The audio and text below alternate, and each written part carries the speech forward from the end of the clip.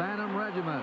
This is by far the greatest reaction of the crowd here tonight. I told you they'd set them on their ear. 3 standing ovations in the course of that performance.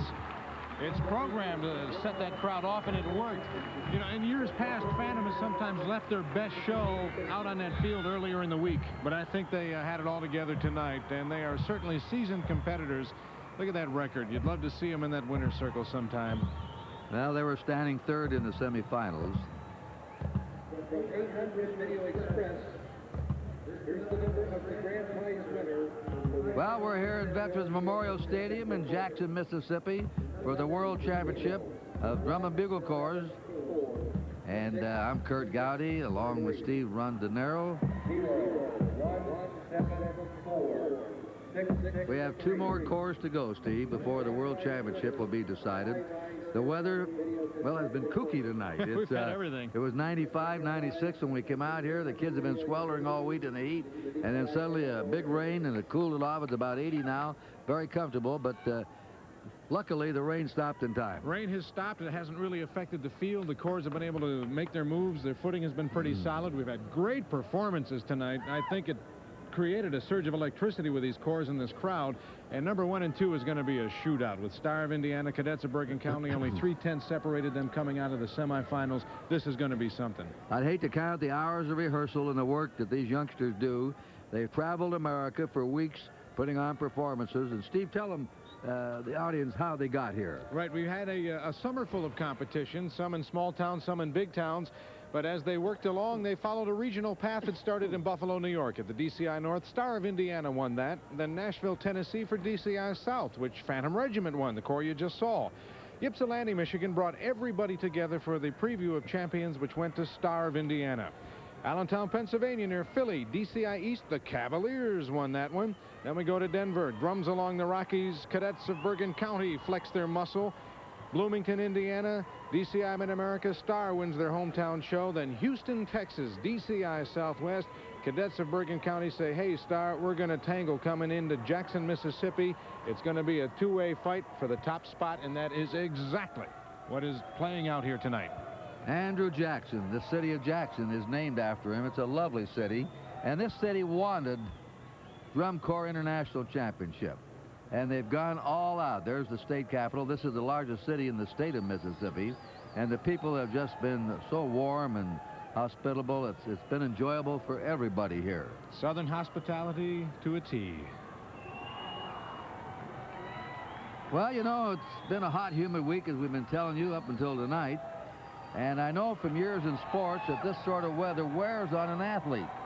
Well, how does it affect these kids? 19-year-old Dave Reeves of Star of Indiana helped us find out. First of all, as you could see, we have to put on the harness that all the equipment hangs from. On that harness, we mount on the front a box that allows us to measure the amount of oxygen that he consumes. You can also see that underneath that harness, we put on a device for measuring the heart rate. On his face, he had a face mask that had a big snout on it, and that's what allows us to measure the total amount of air that he consumes. And we also pull a little sample off that runs to this box. So ultimately, that all gets transmitted to a receiver, where we now receive the total amount of air he breathes, the oxygen he consumes, and his heart rate, and the number of breaths per minute. It didn't take long to see the physical demands placed on a corps member during a performance. By the middle of the routine, Dave's heartbeat was up to 150 beats per minute, more than double his resting heart rate of 62. By the end of the run-through, his heart was beating at 190 beats per minute, and he was breathing over 100 liters of oxygen per minute, 12 times his initial resting rate. Those are the same type of numbers I would expect to see from very good athletes in the middle of a marathon. These kids are working very hard. Metabolically, they're doing the same type of work as a marathoner in one certain sense, but at the same time, you have to remember he's carrying a drum that weighs in excess of 50 pounds. He has to play the music, he has to stay in step. the number of things that they're dealing with while working at what we would consider as a very heavy workload is just astounding.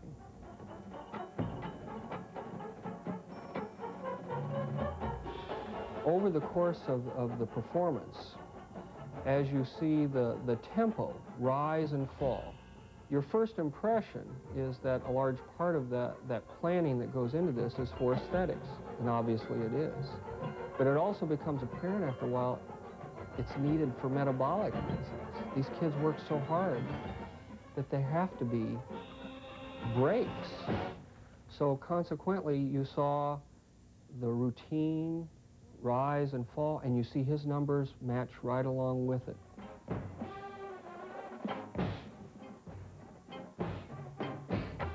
After the observations that we made tonight, both with our equipment as well as just observing what goes on that field, it becomes more and more obvious that this is every bit as much an athletic event as it is a musical event.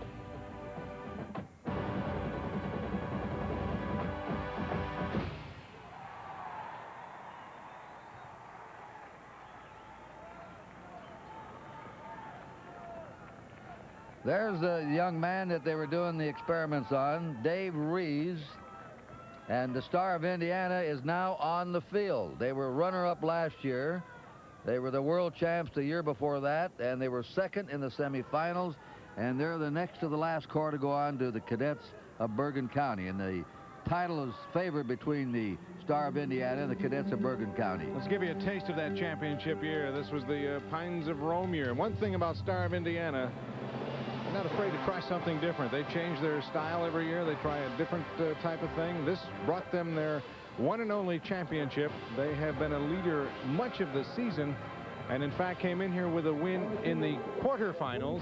They got knocked off by the Cadets in the semis, but Star is ready to go now, and it's anybody's race. A very different kind of show, Kurt. And this is a young corps. It's only 9 years old, and they've rapidly risen up in the ranks to become not only champions but contenders. The modern music of Barber and Bartok, folks, you've never seen anything quite like this. The drum major is Matt Harloff, and let's meet him. Hi, my name is Matt Harloff. I'm the drum major for the Star of Indiana from Bloomington, Indiana. Our corps director is Mr. Jim Mason, and now we present our 1993 production, the works of Samuel Barber and Bella Bartok.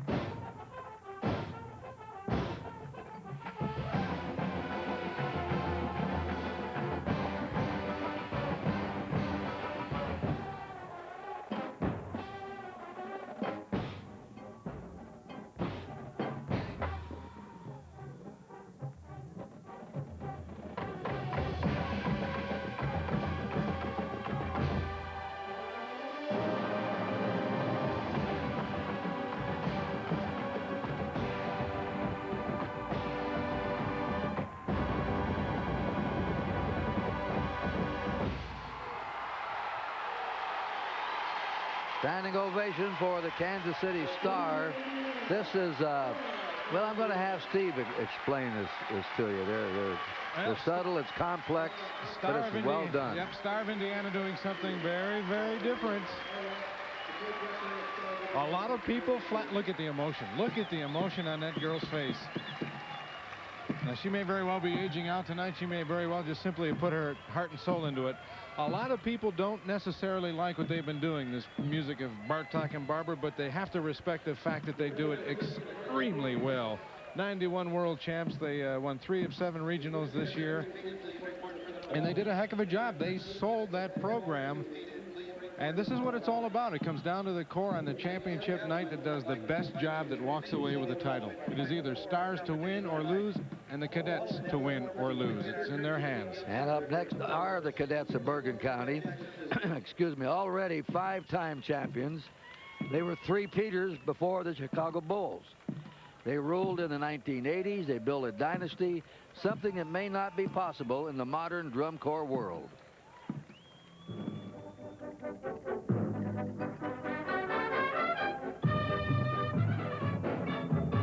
When you start to talk about dynasties, you have to talk about a time and place with special grouping of people. And that's what it is, a special combination of peoples and talents. Early DCI days, we had that in Santa Clara. The impetus obviously provided by Gail Royer and the Pete Emmons and the Fred Sanfords and the Gary Chapinskys. A lot of those people that group influenced were the instructors of the Blue Devils.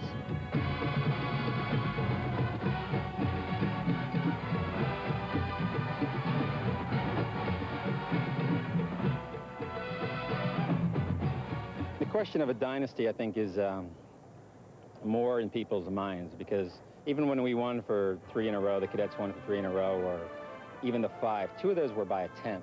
So if it would have went 2 tenths the other way, there would have been no 3 in a row or 5. There would have been 1 or 2 champions.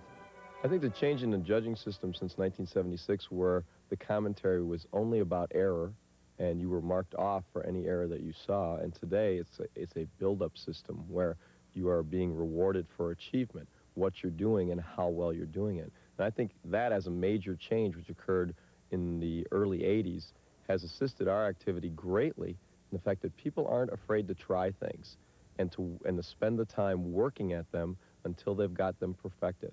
Well, the judging system with the quote-unquote ticks didn't really allow, especially early season when the corps were doing much more difficult shows, to succeed, because the tick was just beating them down versus some corps who weren't doing as much.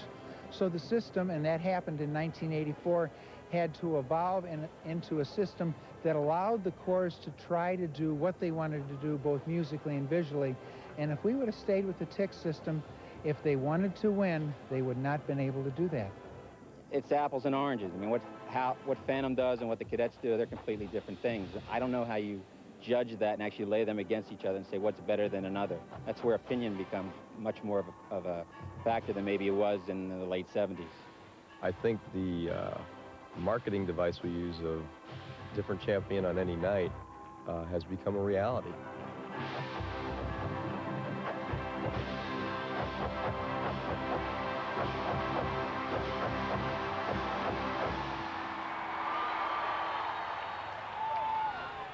Now on the field, the Cadets of Bergen County from Bergenfield, New Jersey. They were the leaders in the semifinals, #1, and here they are tonight, the climax of the whole summers in their horns and drums and their marching instincts. And their show is in the spring at the time when kings go off to war. Music by David Holsinger. 1990s, the last time they won it, Kurt. And that's a look back at that glorious year for them. They've been champs 5 of the last 10 years, really innovators in the music and marching art form. They took second in the quarters. They won the semis. They had a score in the semifinals of 97.3. That put them 0.3 of a point ahead of Star of Indiana. Let's meet their drum majors. Hello, I'm Jerry Burdick. Hi, I'm Ray King, and we're the drum majors for the Cadets of Bergen County from Bergenfield, New Jersey. Our Corps Director is Mr. George Hopkins. Our repertoire is in the springtime when kings go off to war.